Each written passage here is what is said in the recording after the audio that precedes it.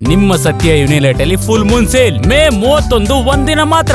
ಸತ್ಯ ಯುನಿಲೆಟ್ ಟೌನ್ಶಿಪ್ ಜಟಾಪಟಿ ವಿಚಾರ ಗೃಹ ಸಚಿವ ಪ್ರಿಯಾಂಕ್ ಖರ್ಗೆ ಹೇಳಿಕೆ. ಸಿಎಂ ಬೀದಿಯಲ್ಲಿ ಮಾತನಾಡಕ್ಕಾಗತ್ತಾ? ಅವ್ರ ಹಿರಿತನಕ್ಕೆ ಇದು ಶೋಭೆ ಅಲ್ಲ. ಯಾರ ಸಮಸ್ಯೆ ಆದ್ರೂ ಬೀದಿಯಲ್ಲಿ ಚರ್ಚೆ ಮಾಡ್ತಾರಾ? ಇದು ವಿಚಿತ್ರ ಪ್ರವೃತ್ತಿ ಅಂತ ಗೃಹ ಸಚಿವ ಅಸಮಾಧಾನ ವ್ಯಕ್ತಪಡಿಸಿದ್ದಾರೆ. ಸಮಯ ಕೊಟ್ಟು ಕರೆದ್ರೆ ಆ ಡೇಟ್ ಆಗಲ್ಲ ಅಂತಾರೆ, ಅಲ್ಲಿ ಇಲ್ಲಿ ಚರ್ಚೆ ಅಂತಾರೆ. ಇದು ಸರಿಯಲ್ಲ. ಎಚ್ಡಿಕೆ ಮಾತಿಗೆ ಸಚಿವ ಪ್ರಿಯಾಂಕ್ ಖರ್ಗೆ ತಿರುಗೇಟನ್ನು ಕೊಟ್ಟಿದ್ದಾರೆ.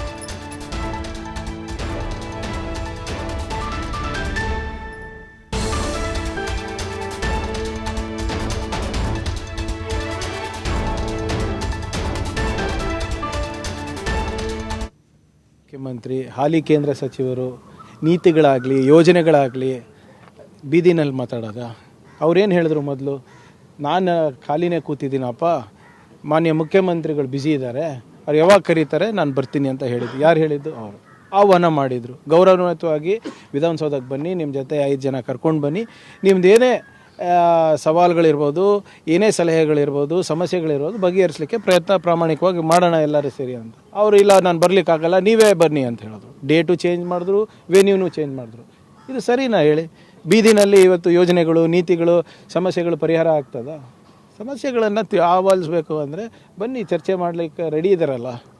ಆದರೆ ಇವರು ಮುಖ್ಯಮಂತ್ರಿಗಳಿದ್ರಲ್ಲ, ಇವ್ರು ಮುಖ್ಯಮಂತ್ರಿಗಳೆಲ್ಲ ಎಷ್ಟು ಸರಿ ಹೀಗೆ ಬೀದಿನಲ್ಲಿ ಹೋಗಿ ಚರ್ಚೆ ಮಾಡಿದ್ದಾರೆ ವಿರೋಧ ಪಕ್ಷದವ್ರ ಜೊತೆ?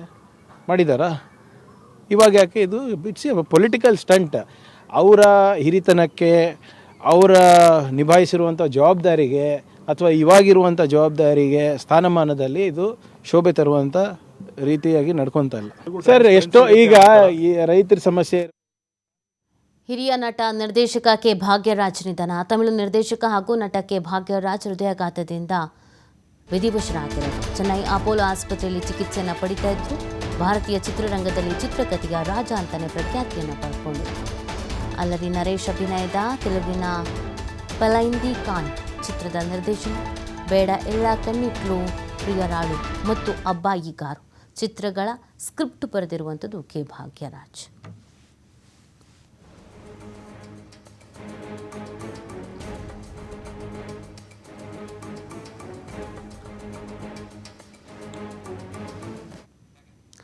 ಕನ್ನೇರಿ ಶ್ರೀಗೆ ಬಸವ ಕಲ್ಯಾಣಕ್ಕೆ ಅನುಮತಿ ಬೆನ್ನಲ್ಲೇ ಶ್ರೀರಾಮನಿಗೆ ಫೇಸ್ಬುಕ್ನಲ್ಲಿ ಅವಮಾನ.